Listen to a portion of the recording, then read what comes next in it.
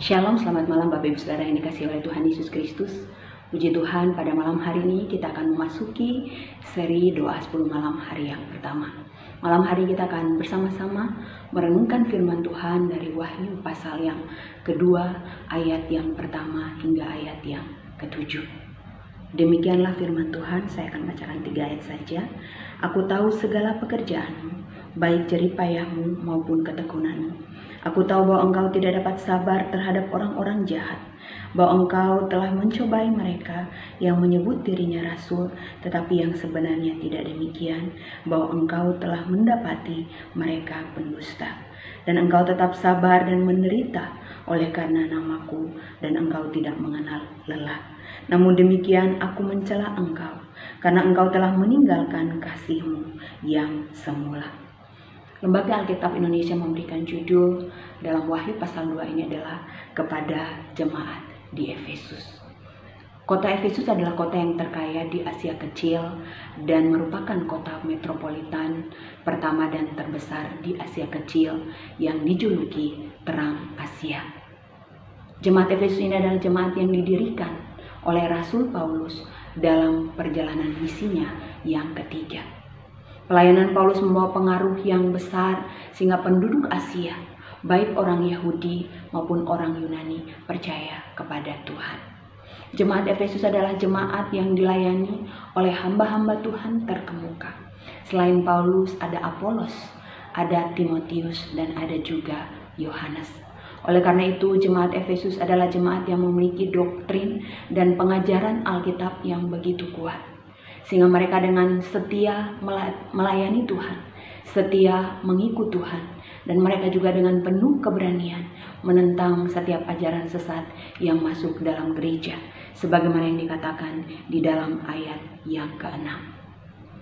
Sebagai jemaat yang berada di kota yang membanggakan salah satu dari ketujuh keajaiban dunia kuno, yaitu kuil yang penuh hiasan dan berkilauan bagi Dewi Artemis, maka jemaat Efesus mengalami tantangan karena iman mereka kepada Kristus. Mereka mengalami penderitaan oleh karena iman mereka kepada Kristus. Tetapi firman Tuhan katakan bahwa mereka tetap sabar, mereka tahan menderita demi iman mereka kepada Kristus. Jemaat Efesus adalah jemaat yang awal mulanya mereka begitu mengasihi Tuhan dengan kasih yang berkobar-kobar. Mereka begitu mengasihi Tuhan dengan kasih yang penuh antusias. Namun dengan berjalannya waktu, ketika hamba-hamba Tuhan terkemuka yang pernah melayani mereka sudah tidak lagi bersama mereka, maka kasih mereka mulai memudar. Oleh karena itu, melalui bagian firman Tuhan ini, melalui Yohanes, Tuhan menegur dengan keras jemaat Tuhan di Efesus. Ayat 4 merupakan bagian yang keras yang Tuhan utarakan kepada mereka, bahwa Tuhan mencela mereka karena mereka telah meninggalkan kasih mereka yang semula kepada Tuhan. Kasih yang semula artinya bahwa kasih mereka yang berkobar-kobar, kasih mereka yang antusias, kasih mereka yang menggebu-gebu ketika jemaat Efesus pertama kali mengenal Kristus. Pertanyaannya adalah mengapa mereka kehilangan kasih yang semula? Bila kita perhatikan di dalam ayat 2 sampai ayat yang ketiga, maka kita akan melihat kepadatan pelayanan yang mereka lakukan.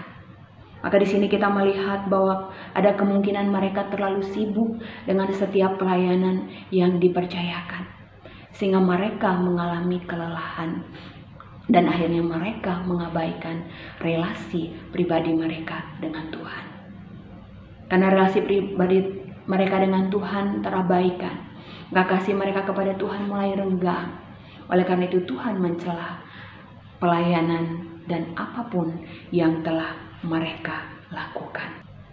Oleh karena itu jangan sampai karena kesibukan kita, baik dalam usaha, pekerjaan, studi maupun pelayanan kita, membuat relasi pribadi kita dengan Tuhan menjadi renggang. Pelayanan kepada Tuhan itu baik, dan memang Tuhan ingin supaya setiap kita yang diselamatkan melayani Tuhan.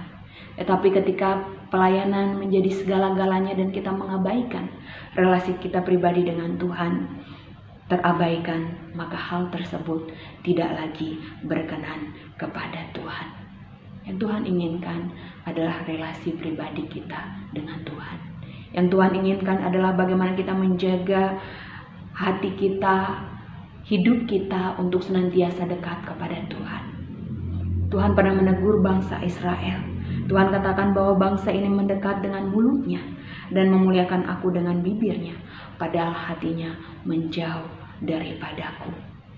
Tuhan tidak berkenan kepada ibadah yang mereka lakukan. Kata menjauh di dalam ayat firman Tuhan itu berarti membuang relasi. Hal ini berarti bahwa sekalipun mereka giat beribadah, tetapi mereka tidak memiliki relasi pribadi yang dekat dengan Tuhan. Hati mereka, fokus mereka tidak lagi berpaut kepada Tuhan. Oleh karena itu, seorang hamba Tuhan bernama John Piper katakan bahwa Allah sangat dimuliakan dalam kita ketika kita sangat menikmati relasi kita dengannya. Yang Tuhan rindukan adalah bagaimana kita menjaga relasi pribadi kita dengan Tuhan. Oleh karena itu, apapun yang kita lakukan dalam kehidupan kita, dalam ibadah kita, pekerjaan kita, studi kita, pelayanan kita, harus mengalir dari hati yang mengasihi Tuhan. Hati yang fokus pada Tuhan dan menikmati relasi pribadi kita dengan Tuhan. Bapak Ibu Saudara yang dikasihi Tuhan, Tuhan rindu agar kita mengasihi Tuhan dengan segenap hati kita, bukan dengan setengah hati. Tuhan ingin kita mengasihinya dengan kasih yang penuh pengabdian, yang dinyatakan di dalam hidup kita, di dalam ibadah kita, di dalam pekerjaan kita, studi kita, dan pelayanan kita yang berpusat kepada Kristus. Tuhan mau supaya Ia menjadi yang terutama dan yang utama di dalam hidup kita. Tuhan ingin kita mengasihinya melampaui pengetahuan kita, melampaui studi kita, melampaui pelayanan kita, dan apapun yang kita lakukan di dalam kehidupan kita. Oleh karena itu, Bapak Ibu Saudara yang dikasihi Tuhan, bagi Tuhan, kasih kita yang berkobar-kobar kepadanya melampaui pelayanan kita dan apapun yang kita lakukan kepadanya. Terkadang di dalam kehidupan kita mengira bahwa kita telah melakukan yang terbaik untuk Tuhan. Namun tanpa sadar seringkali kita telah jauh dari Tuhan dan kita telah kehilangan kasih kita yang semula kepada Tuhan. Karena itu marilah kita melihat ke dalam hati kita. Adakah kasih yang berkobar-kobar itu, kasih yang antusias itu kepada Tuhan ketika pertama kali kita mengenal Kristus, itu masih tetap berkobar di dalam hati? Ataukah kasih itu telah pudar? Bila kasih itu telah pudar, marilah kita datang kepada Tuhan. Kita memohon belas kasihan Tuhan, pengampunan Tuhan, agar Tuhan menolong kita untuk kita kembali kepada kasih yang semula. Kasih yang berkobar-kobar kepada Tuhan, kasih yang antusias, kasih yang begitu rindu, yang membuat kita senantiasa ingin dekat dengan Tuhan. Firman Tuhan katakan di dalam Wahyu 2 ayat yang kelima, ingatlah betapa dalamnya engkau telah jatuh. Tetapi firman Tuhan katakan, bertobatlah. Lakukanlah apa yang semula engkau lakukan. Bila selama ini kita telah meninggalkan kasih kita yang semula, Tuhan katakan bertobatlah, maka Tuhan akan memulihkan kita. Relasi pribadi kita dengan Tuhan akan dipulihkan. Sedalam apapun kita telah jatuh, ingatlah bahwa Tuhan tetap mengasihi kita. Firman Tuhan katakan bahwa Ia mengasihi kita dengan kasih yang kekal. Oleh karena itu, apapun yang kita hadapi saat ini, ingatlah senantiasa bahwa Yesus memegang kendali atas hidup kita. Ia memperhatikan kita, Ia memelihara kita, Ia berjalan bersama dengan kita, sebagaimana yang dituliskan di dalam Wahyu 2 ayatnya yang pertama. Ia rindu kita kembali kepadanya. Karena itu jangan biarkan apapun dan siapapun menggeser atau menggantikan Tuhan Yesus di dalam kehidupan kita. Siapa bertelinga, hendaklah ia mendengarkan.